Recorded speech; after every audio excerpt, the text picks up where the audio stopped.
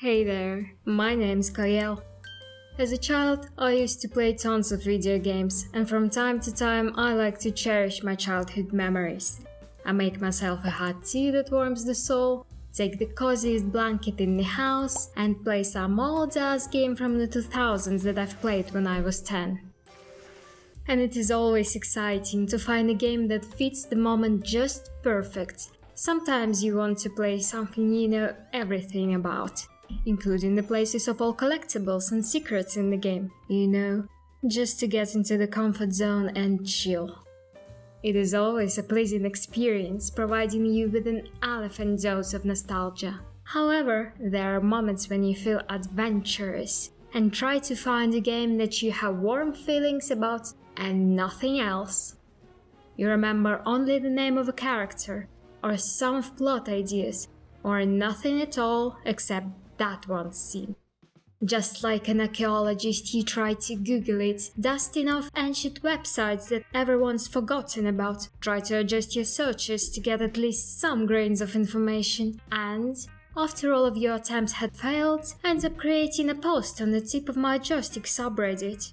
This time, I had an advantage, because I remembered exactly what the cover looked like. There was a badass girl, and she was a pirate, and had a saber, and a communist name, and she definitely was a fox.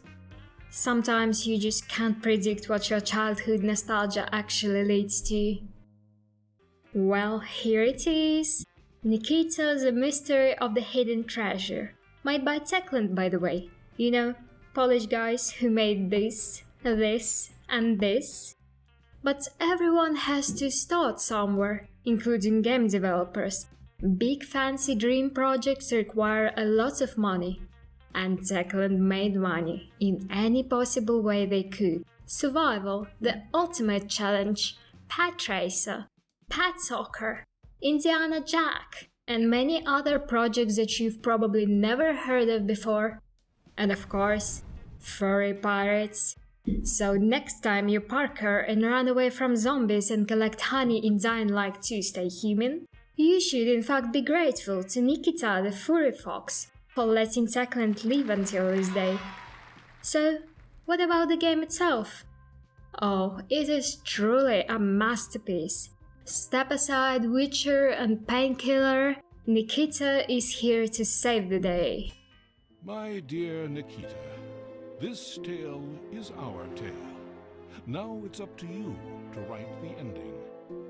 Basically, what the Fox by May says is that there is a magic world where the Machapaca tribe lives, and they are wealthy as hell.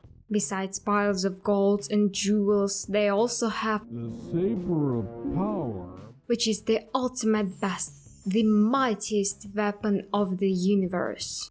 There is also a gang of evil dog pirates that plan to find those treasures and steal them for themselves. Now what we are supposed to do is just stop them.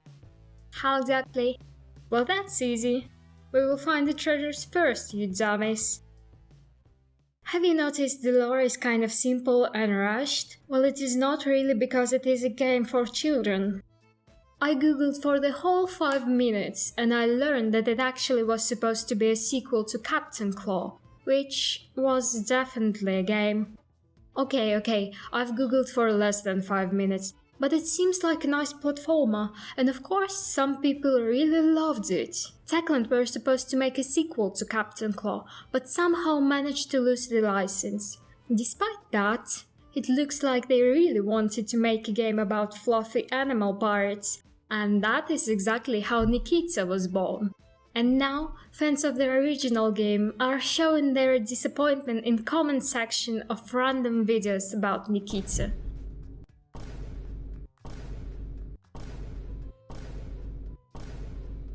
Burn in hell, you corporate bureaucracy. Anyways, fun facts aside, let's get back into the game. Here she is, our main protagonist. First thing you need to know about her is that foxes don't like cold showers. Yeah, you get them in a jumpy mood. And second, Nikita is incredibly bloodthirsty. When she sees a dog person casually walk into a supermarket, she immediately starts to swing her saber.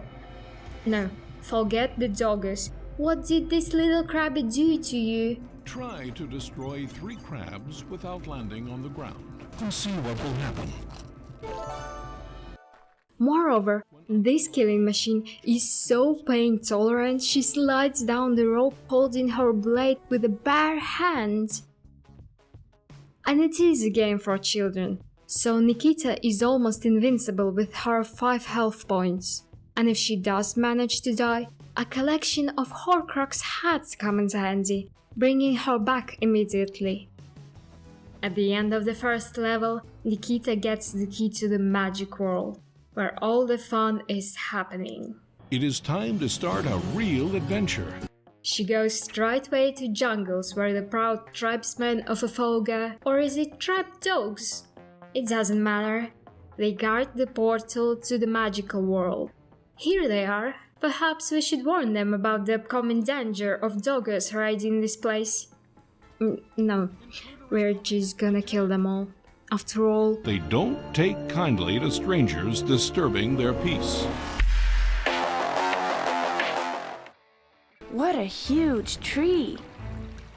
throughout our adventure, we face a truly vast range of enemies. Here we fight crabs, dogs, long dogs, tribes dogs, trouble spear dogs, tribes pigs, water, fire, explosions, spiders, lots of spiders, deranged snakes, patrolling deranged snakes, and the worst of them all, platforming.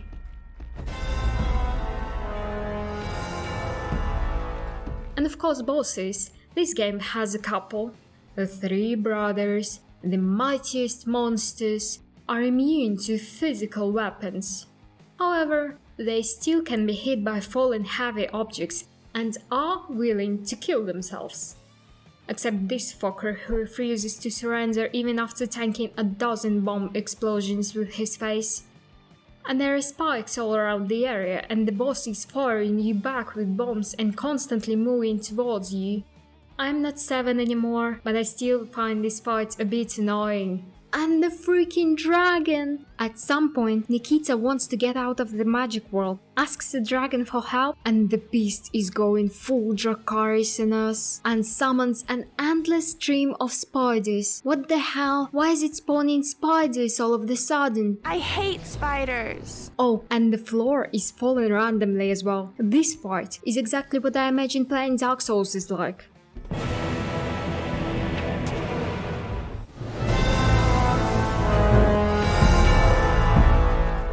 And if you manage to survive this fire of hell, the dragon changes its mind and lets you ride it. Worth it, I guess. Unfortunately, not all the enemies are that interesting. Most of them you just click to death, and at some point it begins to be really tedious. Some enemies need 6 hits to die. 6! Around halfway through the game, Nikita finds the Saber of Power. And it feels so nice to just run around and one-shot your run-of-the-mill enemies. And guess what? Next level, Nikita uses her old shitty saber, giving us no idea why. Oops, I guess I just lost the biggest, the baddest, the coolest enemy chopper, the most powerful weapon of the universe. Well, that's unfortunate. And that was the only weapon upgrade in the game. Closer to the final boss, instead of killing the enemies, I just ran through them because it is not fair to make me click each one of them for 6 times when there are whole gangs around every corner. Okay, what's on the positive side? There must be something nice and cool in this game, right? Yes. Locations. The beaches, the jungles, middle-aged castles, dungeons and villages. Pretty much all the locations that you can find in any games of that era. The frozen island. So cold it's colder than your axe's heart. Sharks made of ice. Yetis and their igloo houses. Ice caves and castles. And of course the most badass place in the game. The Vulcanitu Island.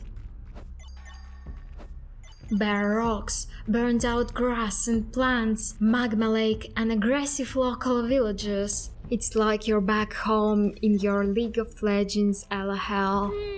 This is the place we get to burn things down, explode things, swim in hot springs and slaughter pigmen.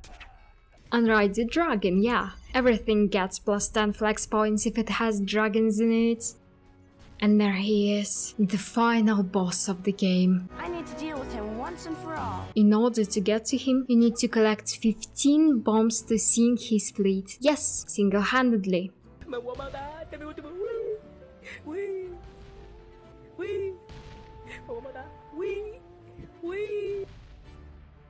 I knew it wouldn't be easy to get rid of you, Nikita, but I didn't expect you to get this far. The last ship standing is of course our boss's ship, where the final fight takes place. And this fight is just something else. It has multiple stages. You're supposed to shoot the guy with the cannon, then climb up the mast, defeat 3 tigers, who once again take 6 hits each, then walk the rope to the central mast where the boss sits. I've been killed by the 3 guys, I've fallen, I whined about this fucker's attack speed, and I've climbed those fucking stairs dozens of times. And every time you need to repeat it all the way up from the shore. Did I ever tell you what the definition of insanity is? Insanity is doing the exact same fucking thing over and over again. And when you finally beat this covered piece of shit, it turns out it wasn't even the fight itself. Thankfully, once you've adapted to the dog's mad attack speed, it becomes easy. Just poke him until he disappears, poke his henchman, and repeat until it's over.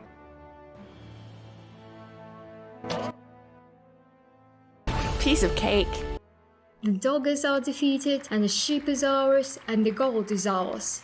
What should we do with that? No, we won't return the stolen possessions to the tribe. No, why would we? Nikita has rightfully deserved to keep all the money. Besides, after our butchery raids, I don't think there are still people to return to. Speedrunners do this game in like 15 minutes, and even I spent only 3 hours to finish it. At the end of the day, I can't say it's a bad game. It was quite fun to play it.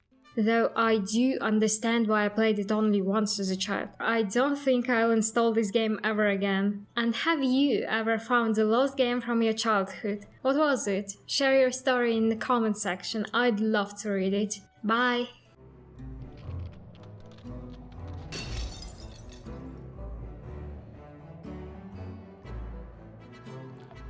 That was brilliant.